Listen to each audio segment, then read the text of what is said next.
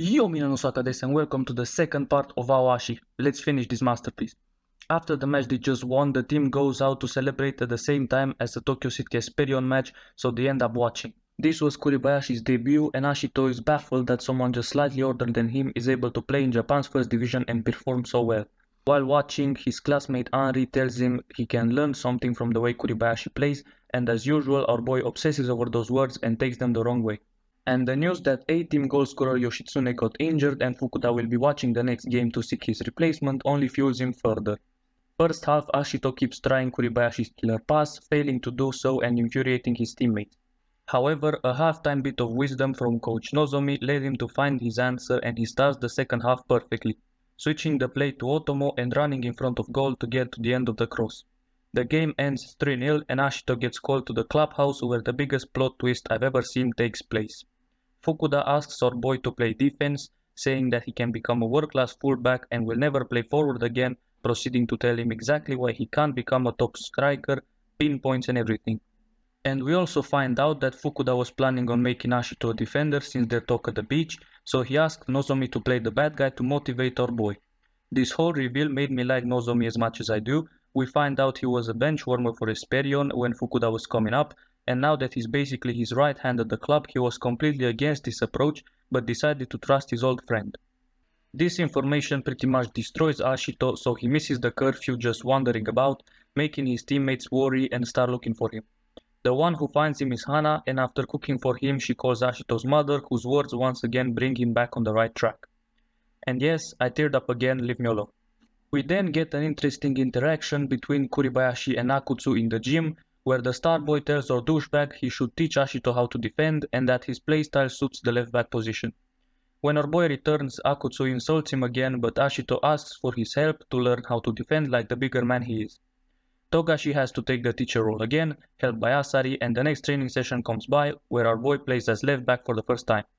As you can imagine, he's absolutely lost. On top of that, Akutsu signals to the others to target him, Ashito loses the ball and Akutsu scores. Another mistake in the build-up and another chance to score for the A-team, but Otomo puts his body on the line like a madman, Takeshima blocks the follow-up and then Ashito provides a goal line clearance to Akutsu's shot who was destined for the top right corner. From the resulting corner, he manages to activate the crow and see through the opponent's routine, clearing the ball. After the training's done, Takeshima has a few words for Ashito and he says the same thing as Henri, that he should learn something from Kuribayashi. After analyzing footage of the Starboy, Ashito finally realizes the thing he has to incorporate in his game is scanning. As per, he's whack at it to begin with, but his instincts take over and he plays an absolute peach of an outside the wood pass. Ashito doesn't get selected for the next 4 games and Esperion ends up losing all of them. The game after the next one is against unbeaten league leaders Musashino Youth, Tachibana's former club. And funnily enough, to make things even more interesting, Nakano and Kaneda are also part of Musashino, with Kaneda even being their top scorer with 7 goals in 6 games. All 5 of them reunite when our trio visits Musashino and it turns out Kaneda is reaching Akutsu levels of douchebaggery, while Nakano is still the same good dude but now with hella confidence. The following match Ashito is still trying to find his feet at left back and the other defenders are on job to make sure he does just that. And the next time he has to defend, he activates the crow and gets the ball back with some great reading of the game. However, the next time he tries that, he gets caught out but the keeper makes a great save. Another bit of great coaching from Nozomi leads to Ashito piquing Yoshitsune's interest and giving him the boost he needed. A 1-2 between him and Ashito leads to Yoshitsune turning 2 defenders into turkey twizzlers before passing a bit too far for Tachibana. Next attack though, a quick link up with Togashi and the captain sends the keeper for a hot dog and finishes in style. Another little arc is starting between Takeshima and Togashi. Their lack of communication leads to Esperion conceding despite Ashito's efforts and Nozomi switches to a 5 at the back because of Ishiki's injury. This change in formation leads to a new triangle to be formed, Ashito, Otomo, Yoshitsune, and they rip apart the opposition but Otomo's effort is saved by the keeper, the ball is cleared to Ashito who activates the crow and chips the ball perfectly to Togashi who heads it in for 2-1. And look at this man bruh, he's such a meme, I love him. Did I mention how much I love these interactions between Ashito and Nozomi? We'll have another one anyway. Another interesting arc starts right after this goal and it revolves around Tachibana. He congratulates Ashito for the assist but our boy tells him that he was offside, asking where his head is at. This leads to Tachibana asking Nozomi to be benched for the Musashino game as his confidence has hit rock bottom. The solution Otomo and Ashito come up with is to go watch the Musashino game, but it has the complete opposite effect because they look scary. However, we find out that Kaneda's confidence is verging on delusion and it affects the other players as well. But because his numbers are so good, they have to put up with it. He's the league's goal scorer after all. Even with Tachibana's request to be benched, Nozomi decides to start him at left wing.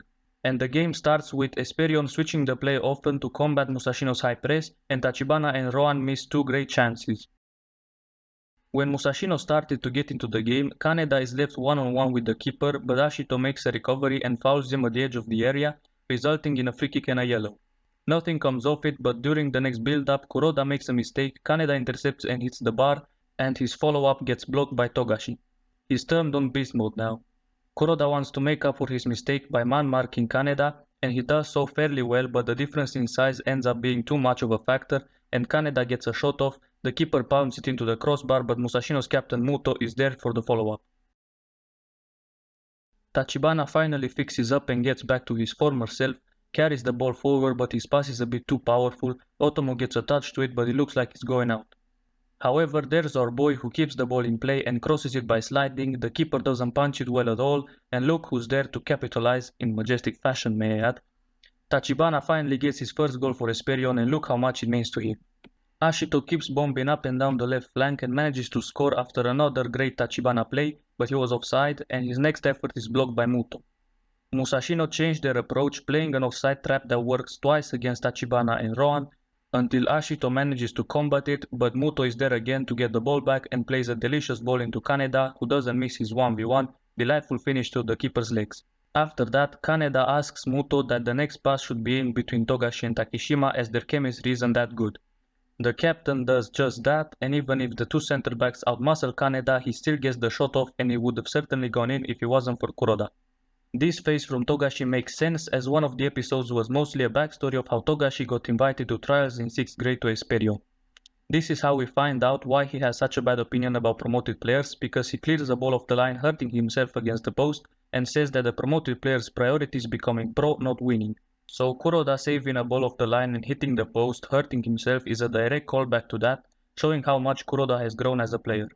He also refuses to be subbed off the Little Warrior, as a defensive midfielder no less, so he can help Togashi and Takeshima, who after the last game had a physical fist fight. But Kuroda's fighting spirit and maturity makes Togashi forget about his pointer's vendetta. Fukuda also gives Ashito a few pointers just before heading out for the second half to make sure he's all good. Rounded up with a few words from Hana, our boy is ready to get this dub. Looks like everyone is.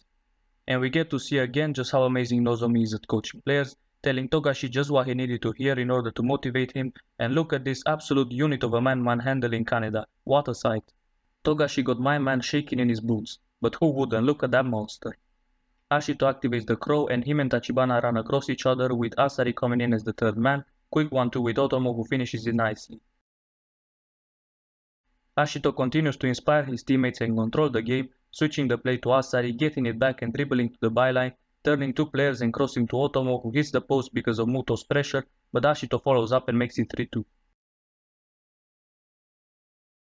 Esperion's flying and Tachibana gets his brace, destroying Kaneda's confidence once again like last year.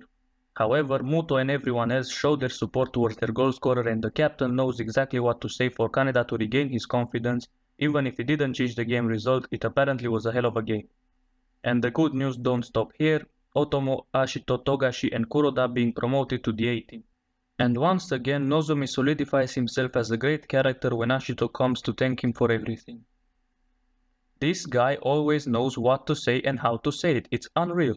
This match is also a good representation on how confidence can affect a player. You've got two different types of strikers going head to head, physicality and pace based Kaneda and dribbling and technique based Tachibana. Now we can all agree that Tachibana is a better all around player, right? But after the trials results, you would have expected Tachibana to hit the ground running and Kaneda to lose all hope and give up football like he said. However, this had the opposite effect.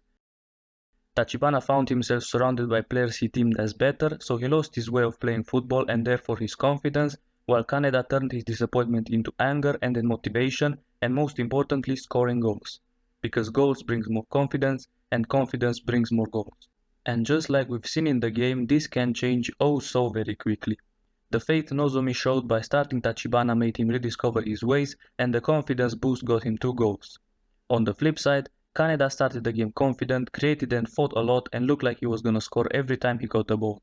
But Togashi Tagishima and Kuroda shut him down in such a way that he felt powerless, losing every ounce of confidence he had.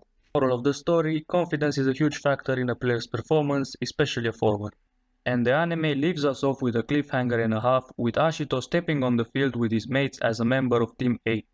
I honestly hope we get another season because rewatching this hyped me up almost as much as the first time.